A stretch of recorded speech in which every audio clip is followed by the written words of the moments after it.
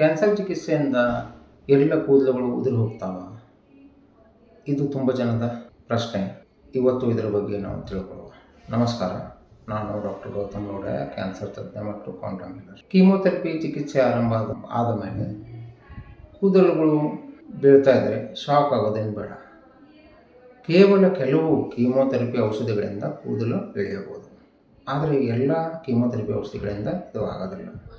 ಇದು ಔಷಧದ ಪ್ರಕಾರ, ಅದರ ಡೋಸು ಮತ್ತು ಆ ರೋಗಿಯ ಇಮ್ಯುನಿಟಿ, ಅವರ ವಯಸ್ಸು ಅದರ ಮೇಲೆ ನಿರ್ಭರವಾಗುತ್ತದೆ. ಅದೃಷ್ಟವಶಾತ್ ಕೂದಲು ಚಿಕಿತ್ಸೆ ಮುಗಿದ ಮೇಲೆ ಮತ್ತೆ ಮರಳಿ ಬರುತ್ತದೆ. ಏನು ಒಂದು 6 ತಿಂಗಳು ತೊಗೋಬೋದು. ಸೊ ಅದರ ಸಲುವಾಗಿ ನೀವು ಹೆದರಿ ಕೀಮೋಥೆರಪಿ ಚಿಕಿತ್ಸೆ ತಗೊಳ್ದರೆ ಹಿಂತಿರುಗಬೇಡಿ. ಬದುಕು ಉಳಿಯುವುದು ಮೊದಲ ಗುರಿಯಾಗಲಿ. ಬನ್ನಿ, ನಾವೆಲ್ಲರೂ ಸೇರಿ ಕ್ಯಾನ್ಸರ್ನ ಜಯಿಸುವ.